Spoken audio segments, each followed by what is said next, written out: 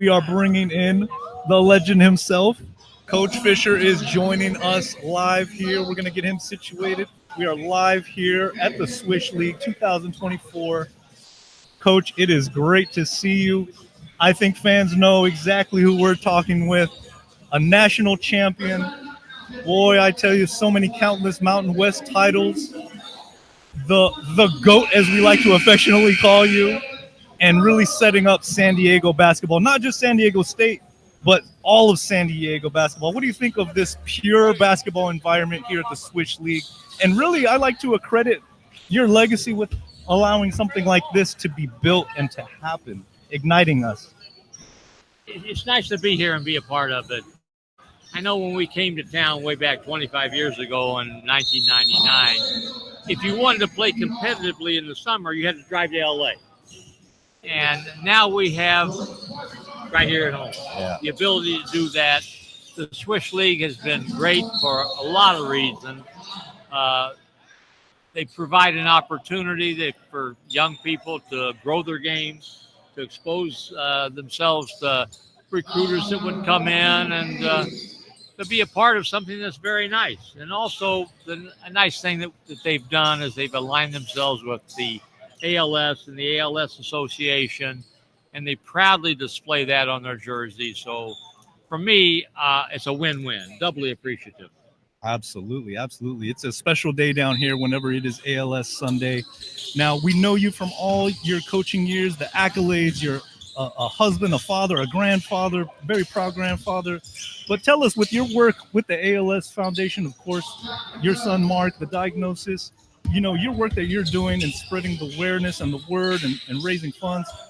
As a coach, what is the game plan that you had to step into when that diagnosis came about? What can you tell some of the watchers, listeners, a game plan? How do you deal with that? Well, it's a parent's worst nightmare when you have your son or daughter diagnosed with an incurable disease. They have no cure for it. And when Mark was diagnosed officially in 2011, March of 2011, Angie and I were at the Final Four celebrating the greatest season at the time that we had. 2011 was Kawhi, 34-3, and when we found out about Mark's diagnosis, you jump in full bore. We read enough to be scared. Life expectancy 2 to 5 years. Cure, there is none. And what's happened since then has been remarkable, but it should have happened 75 years ago when Lou Gehrig was giving his famous speech in Yankee Stadium.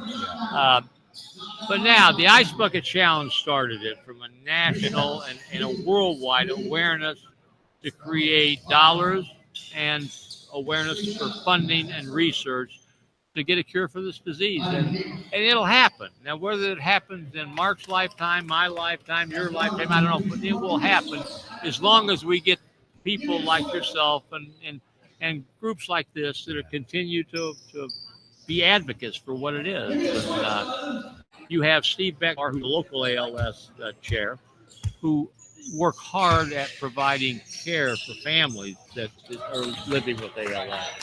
So we're going to continue to fight the battle until we get the cure. I love to hear that, what you're talking about. It may not be today or tomorrow, it may not be in the next 5 years, but that vision of knowing that if we just keep at it, keep working hard. What you built in San Diego with San Diego State, you also had a vision that you built out, and it's come to fruition, Coach. San Diego State, my father's an alum, first in our family, worked at the university for many years. He never thought he would see the basketball program be on the biggest stage and what it is. That same mentality has to go into this ALS fight to find the cure. I understand you had a special needs sister growing up. So what is it about you that prepared you for this fight, for this vision on this journey? Well, you referenced, I have a younger sister, Maria, who has since passed away. She was born with Down syndrome. So way back in the 50s, all they wanted to do was put them away and have them not be seen. Right. My mother was an advocate and demanded. She was a little 5-foot Italian lady that said my daughter is going to have access and be treated like a young person. So I watched that growing up, and I think I grew up in a family where you cared about people, being a good person, being true to who you are, giving back. All of those things were part of who you were. You're in your DNA. So that's who I've been. And I got in. I knew when I was 15 I wanted to be a teacher and a coach. My high school yearbook says that. So I've 50 years lived my dream of being a teacher, and that's what coaching is. Coaching is teaching, and I've had the ability to do it on the greatest of stages, never thinking or saying that this is what I wanted to do, had to do, would do, but things happen, things evolve. And to end my professional career in San Diego, at San Diego State, it's been truly a blessing. We love living here. We love being part of the community and part of the fabric of San Diego State, which has become, as you referenced, a tremendous basketball program. The premier basketball. Can I say that in Southern California? The premier basketball program, without a doubt. So proud of the work that the foundation you laid and all the work as we see a crazy three-point shot there. We've got some good players that are playing out here in this game today. One of our own, Miles Heide, playing for the Aztecs. Absolutely. Good to see him play. He's going to be a good player for us. I was excited to see him. I didn't think he was going to be here. And then, sure enough, as we saw, of course, Skylar Spencer behind us, we had the opportunity to talk with him on the podcast, and Jamal Franklin, a few others we've been blessed to have on as well. I didn't know who that was putting an arm on my shoulder. I didn't know that was Skylar, but there he is. We've had a great time talking with him, getting to know him and some of the former players, the Aztecs for life that, they always have a great story about you, Coach. They always have a great story. I think what's been a nice thing about San Diego State also is we've had a program that's been consistent with the people. Yes. When Dutch and I came to town in 1999, Matt Soria was a young grad student. He's still there. A year or two later, Dave Velasquez came in. He's still there. Mark Fisher came in. He's still there. And on and on and on. So we have people who have longevity. So players that have come and graduated, they come back. Yeah. Because they want to come back. They know that people care. They want to continue to spread the news about the program and the people who are part of the program, which they are. You mentioned Skylar, tremendous young man. Absolutely. That brings up a good question. I hope I keep you on just another minute. Obviously, the job that Coach Dutcher, being that support to you for so many years, and you bring up Coach Velasquez. He was, from what I understand, running video for you guys right after. I mean, what do you think about specifically him that has kept him ascending and working hard and still here? Well, I can talk out of school a little bit now on David Velasquez. I had a call from Mike Montgomery. You know that. Mike Montgomery was the coach at Cal at the time. Right. Mike Montgomery's son, John Montgomery, and Dave Velasquez were high school teammates and classmates. Dave wanted to come to San Diego State in the worst way. David did. Not to play, but to be at this school. He wanted to be part of the program as a manager. And he didn't get accepted. It's a hard school to get into now. Yeah. So Mike called me, and at the time, you could do some things to help a little bit. So I think I helped Dave get admitted to school and watched him grow as a person. He was a manager for us, and we would occasionally put him in practice.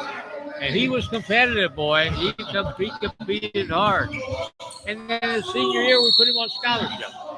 Helped him get a job with Pacific, brought him back shortly after that, and he's been there ever since.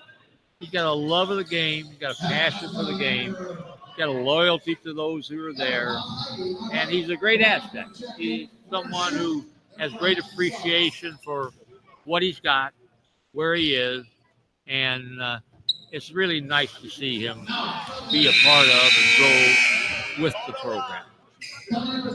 Awesome insight there. Yeah, gotta love this current staff. So proud of what you've been able to build here, Coach. I can't say it enough. It's an honor for us to have you here, joining us in this Swish League. Anything else as far as ALS? Any website, or do we need to direct all of our watchers here? And this is going to be on YouTube for forever. So where can people learn more information about this? Well, I don't have the exact address or anything that in terms from an ALS perspective, but that they can find that very easily. And what we need to continue to do is to grow what we're doing, grow the awareness that ALS is a disease that has been underfunded, under-researched, and now we're starting to get more involvement for a whole lot of reasons. I mentioned earlier the Ice Bucket Challenge kind of started it off with worldwide attention for dollars, for research and awareness. And now we're at a stage where there are a lot of people that are involved, and pharmaceuticals are involved, and doctors are involved. Part of it is from a selfish standpoint from the other end. Pharmaceuticals people now say there are more and more people living with ALS. Before, 2 or 3 years, and you weren't with us anymore. Right. Now we have more and more because there are things that can help prolong your life. And now we need to get a cure. That's the next step. There are a lot of things in the pipeline, and we need our public to, be aware. Everybody wants your dollar, so $1 or $2 is immensely helpful. The ALS walk that we have in October every year raises a tremendous amount of money and awareness, and families are involved. And with us, Al Schaefer, who's a good friend of mine, is captain the Marks team, and they raise a lot of money. Our players, not just basketball, but football and other athletes from San Diego State come out and are part of that Sunday morning walk with pride. They do that. So we need to continue to do that.